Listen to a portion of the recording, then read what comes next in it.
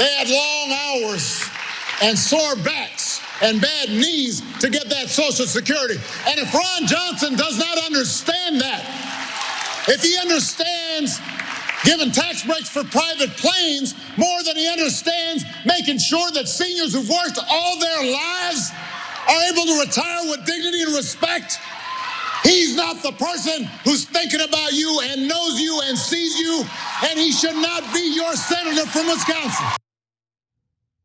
I always love to see Democrats cosplay successful Democrats.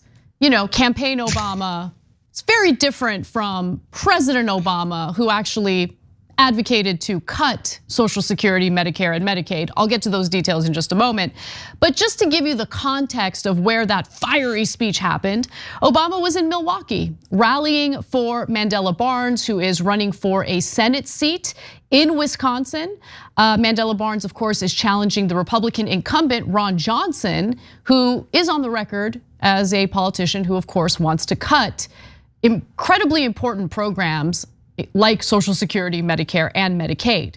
Now, let's watch that part of the speech in context, because really, I mean, I'd love to see more of this from Democrats, but not just when they're campaigning. I'd like to see that fire after the elections, when they're in charge and have majorities. Let's watch. Some of you here are on Social Security. Some of your parents are on Social Security. Some of your grandparents are on Social Security. You know why they have Social Security? Because they worked for it. They worked hard jobs for it.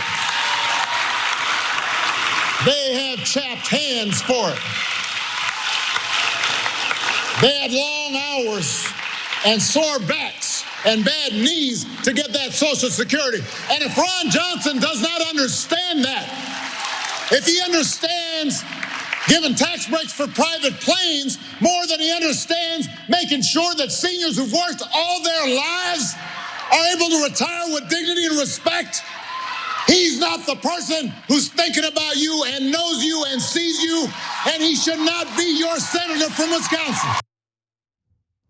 Everything Obama said there was excellent, it was correct. It's the kind of campaign messaging that I think can actually win elections for Democrats. They need to hyper focus on the fact that even with all the economic populist jargon you hear from Republican politicians, at the end of the day, they're the same old austerity obsessed conservatives who have no interest in bettering your economic stability or your economic life.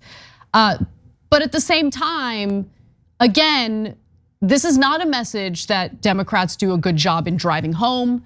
And after the elections, they seem to abandon a lot of this. And I'll give you the details on what I mean in just a moment. But Waz, I wanted to give you an opportunity to jump in on Barry. I love that you call him Barry. That guy. Neither do I. Yeah, I mean. I do recognize him from 2008 presidential campaign Obama. But that's about it. Right. Yeah. That was a long time ago, right? And even in 2012, he ran sort of as a populist where they made sure to accentuate Mitt Romney as rich job killer guy, right? Like they did a really effective job of framing Mitt Romney as, corporate raider, guy that comes in and cuts expenses, i.e. your damn job that you worked decades for.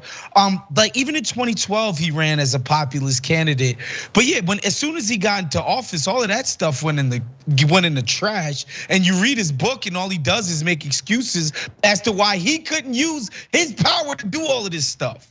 And I already know what you're about to get into, Anna, because it's the irony of all ironies of Obama and his rush to be the conciliatory. Oh, I'm a consensus builder. I'm gonna come in and be the common sense guy and work with the Republicans, and we're gonna do this give or take, repartee back and forth. It never happened. No, 100%, 100%. It did not happen. And real quick, just your statement about campaign Obama from 2012. You're right in that Obama knew the right message to use against Romney. And he had Romney like on the defensive, because Romney was suddenly talking about how he buys his button-down shirts from Costco. And it's like, no one believes that you're buying button-down shirts from Costco. Sit down, sit down. They got Brooks Brothers in Costco? But anyway, yes, so Obama, when he was in office, sang a different tune when it came to these popular social spending programs like Social Security. So back in 2012, there was this thing called the Grand Bargain, okay? So during the Grand Bargain, Obama offered to cut taxes, offered to raise taxes on the wealthy in return for cuts to Social Security, Medicare, and Medicaid. Now, Republicans were willing to play ball until they realized Obama was serious about raising taxes on the wealthy, and then they backed off. And luckily, the Grand Bargain didn't go through. Because again, part of that negotiation was that we would see deep cuts in Social Security, Medicare, and Medicaid, which would have been disastrous. Obama was the one who proposed that. You guys have to understand. And so when you look at where we are in this current political climate, we didn't just magically, accidentally get here. We got here because Democrats, all of a sudden, thanks to unlimited campaign money flowing into their campaign coffers, became beholden to these same corporations that Republicans tend to want to serve. And you have this two-party system that's kind of melded into one when it comes to austerity measures, when it comes to tax cuts for the rich and for corporations.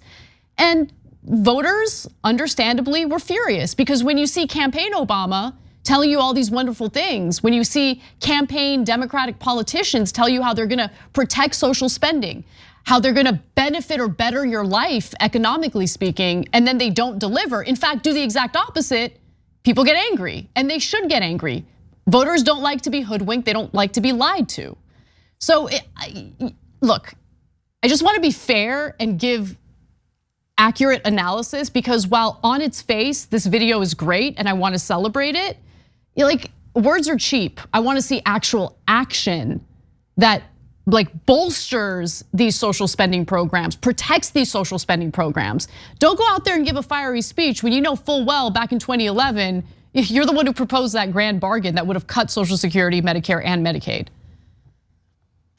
Yeah, all of this in the context that Social Security, like the caps on it, haven't been raised in decades, and that's what these fools should be running on. They should be talking about giving folks more Social Security. I think that the Biden administration did increase the amount of money that recipients are getting through Social Security. So to be fair, Biden did increase that amount, and I think that's great news. But you're right, most of the time that is not what happens. Yeah, and that's what they should be running on. I think we have a very recent example of this happening, and that was Warnock and Ostroff in Georgia. They literally campaigned on getting people money. They literally was like, we're gonna put checks in your hands the minute you put us in office.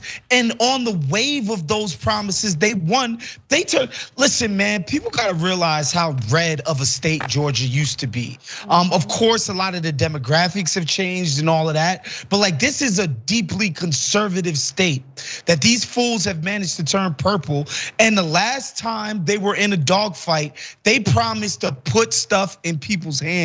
Right? And so I think what Obama's doing there is great, but it doesn't go far enough. Like we need to be promising people more because, the bottom line is all of our resources are constantly going to who? The top people in our country, the freaking ruling class, right?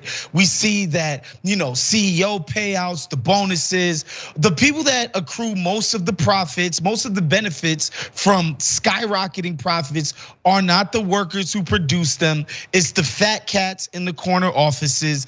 And yes, finally, we need to make normal people whole. And I think something like Social Security is a beautiful place to start that. Thanks for watching The Young Turks, really appreciate it. Another way to show support is through YouTube memberships. You'll get to interact with us more. There's live chat emojis, badges. You've got emojis of me, Anna, John, JR. So those are super fun. But you also get playback of our exclusive member-only shows and specials right after they air. So all of that, all you gotta do is click that join button right underneath the video. Thank you.